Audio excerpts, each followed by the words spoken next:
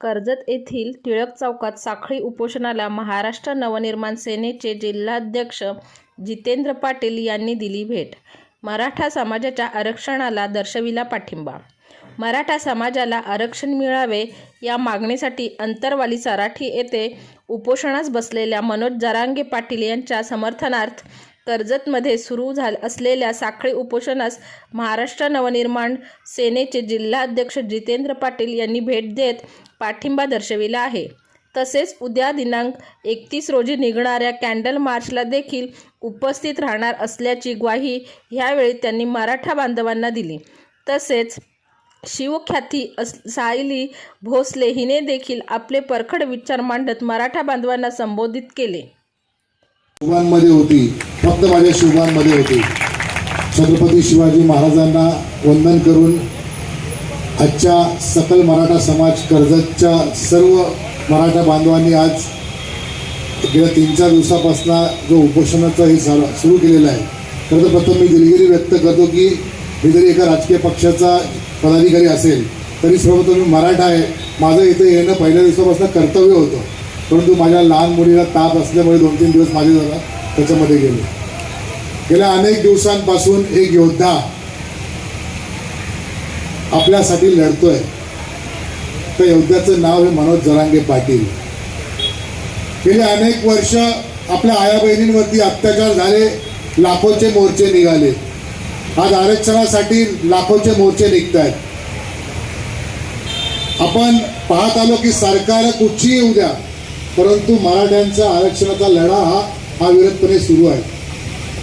आज आपल्या मनोज जरांगे पाटलांकडे अंगात ताकद नाहीये, बोलता येत नाहीये, हात थरथरत आहेत. कोणासाठी? फक्त आपल्या मराठ्यांसाठी. आणि आज आपले शासनामध्ये असलेले, विरोधात असलेले सगळे मराठे लोकप्रतिनिधी असतील यांनी सगळं राजकारण सोडून, मला तर कुणावरती टिप्पणी करायची नाहीये, पण जर स्वतःला मराठ्यांचा नेता आणि मराठा म्हणून जर अभिमान असेल तर पहिला सुरुवात जरांगे पाटलांचा हात थरथरणं, जरांगे पाटलांच्या 80 वर्षाच्या आई येऊन हात थरथरत आपण त्यांना त्या अवस्थेत बघतो, याची प्रथम मराठ्यांच्या लोकप्रतिनिधींना लाज वाटली पाहिजे. कारण गेल्या अनेक वर्षांपासून ह्या मराठ्यांचा आरक्षणाचा जो युद्ध सुरू आहे, आज कुठेतरी त्याला एक आगणीचं स्वरूप आलेलं आहे. आज मराठ्यांच्या आरक्षणावरती टिप्पणी करणाऱ्या एका आमदाराचं घर जळलेलं आहे. आणि आपल्या मराठ्यांच्या या आंदोलनाला कुठे गालबोट लागू नये म्हणून शांततेचा मार्ग, उपोषणाचा मार्ग सुरू आहे. परंतु ज्या मराठ्यांनी आटकेपार झेंडा नेला त्या मराठ्यांना स्वराज्यात, महाराष्ट्रात वनवा पेटवायला जास्त वेळ लागणार नाही, हा इतिहास लक्षात घेतला पाहिजे. त्यामुळे माझी या उपोषणाचा पूर्णपणे, मी एका राजकीय पक्षाच्या वतीने, महाराष्ट्र मनसेच्या वतीने ज्यावेळी जरी पाठिंबा देत असतो तरी एक मराठा म्हणून हा जोपर्यंत शांतता आहे तोपर्यंत शांतता आहे. जेव्हा वनवा कुठे उभा करायचा असेल त्यावेळेस हा मराठा 100 जणांच्या पुढे असेल हा शब्द देतो. कारण गेल्या अनेक दिवसांपासून आपल्या शांततेचा सरकारला फरक पडताना दिसत नाहीये. शासन आपल्या दारी फिरतोय, परंतु आपल्या मनोज जरांगे पाटलांच्या दारी कधी जाणार आहे आणि कधी मराठ्याचा आरक्षणाचा प्रश्न सोडवणार आहे, हा संशोधनाचा प्रश्न आहे. तुर्तास आपलं जे काही उद्याचं जे काही प्लॅनिंग आहे कॅन्डल मार्चला जास्तीत जास्त लोकांनी आपण उपस्थित राहूया. मागाशीच घोषणा केलेली आहे, जोपर्यंत मनोज जरांगे पाटील सरांकडनं आपल्याला काही आदेश येत नाही, जोपर्यंत आरक्षणाचा विषय होत नाही, सक्सेस होत नाही, तोपर्यंत मराठ्यांचा लढा सुरू राहील. आज मी मगाशी सांगितलं आहे की हे शांततेत चालू आहे. याला आजचा ट्रेलर एका आमदारांनी पाहिलेला आहे, बाकीच्या आमदारांना पाहायला मुख्यमंत्र्यांपासून सगळ्या लोकप्रतिनिधींना, भारत देशाच्या सगळ्या सरकारमध्ये असलेल्यांना मराठा जागा करेल. नाही जागा केलं तर यांना जागेवर आणण्याचं काम हा एक मराठा, लाख मराठा नक्कीच करेल. हा या मोर्चाच्या माध्यमातून आपण एक सगळ्यांना इशारा देऊया. आणि शांततेत जोपर्यंत सरकारला या गोष्टीची अक्कल येत नाही तोपर्यंत आपला लढा सुरू करूया. तुर्तास सर्वांना मी माझा पाठिंबा, शुभेच्छा देतो आणि 2 शब्द संपवतो. जय हिंद, जय महाराष्ट्र. एक मराठा.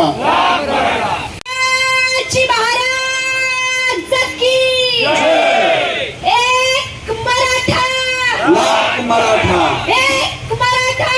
लाख मराठा. आई जगदंबेला स्त्रीच्या रूपात पडलेलं सर्वात गोरगोमट स्वप्न राजमाता राष्ट्रमाता मासाहेब जिजाऊ यांना वंदन करतो. ज्या व्यक्तिमत्वाने तुमच्या आमच्याच नव्हे तर महाराष्ट्रातील तमाम राष्ट्रभक्ताच्या मनाचा आभाळ व्यापले, ज्यांचा गौरव करताना स्वामी विवेकानंद म्हणतात की छत्रपती शिवाजी महाराज म्हणजे भारत मातेच्या अस्मितेचं यथार्थ प्रतीक असलेले भारत मातेचे आदर्श सुपुत्र अशा छत्रपती शिवाजी महाराजांना वंदन करते.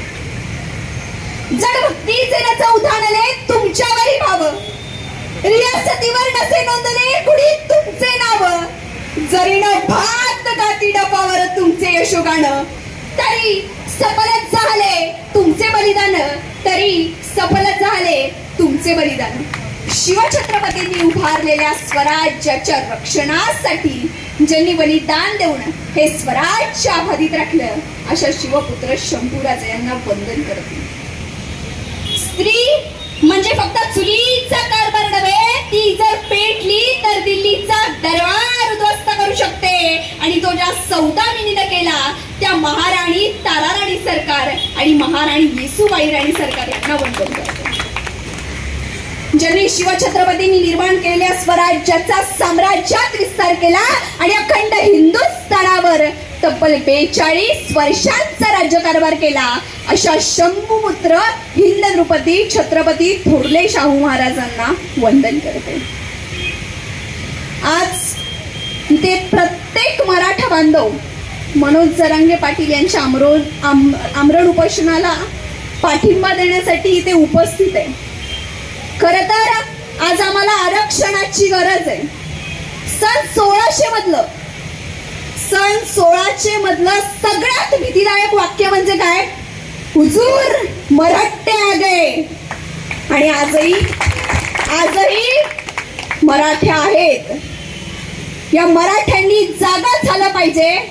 आज महाराष्ट्रामध्ये जागोजागी उपोषण करताना ही फक्त आणि फक्त छोटी ठिणगी आहे. सरकारला सांगायला वाटेल ही फक्त ठिणगी आहे, वणवा पेटायला वेळ लागणार नाही.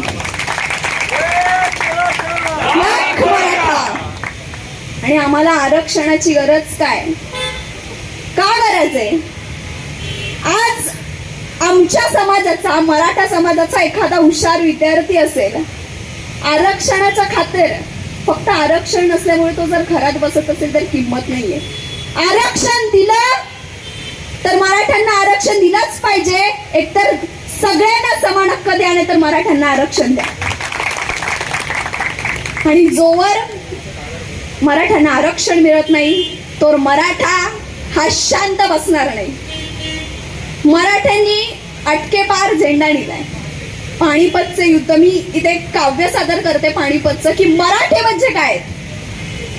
इतिहास के पन्नों पर तालिबानी सोच पुरानी है. इतिहास के पन्नों पर तालिबानी सोच पुरानी है. रोक दिया उस आंधी को वो खून मराठों का खानदानी है. अब्दाली आया था करने दिल्ली पर आक्रमण. अब्दाली आया था करने दिल्ली पर आक्रमण. वीर गाथा देखने मराठों की सज गया था पानीपत कारण. अब्दाली को दिल्ली जीतकर दिल्ली पर राज करना था. अब्दाली को दिल्ली जीतकर दिल्ली पर राज करना था, लेकिन मराठों को राष्ट्र बचाकर खुद पर नाज करना था. आसान था हमारे लिए नर्मदा तक ही रुक जाते. आसान था हमारे लिए नर्मदा तक ही रुक जाते. अब्दाली की आंधी देख उसके सामने झुक जाते.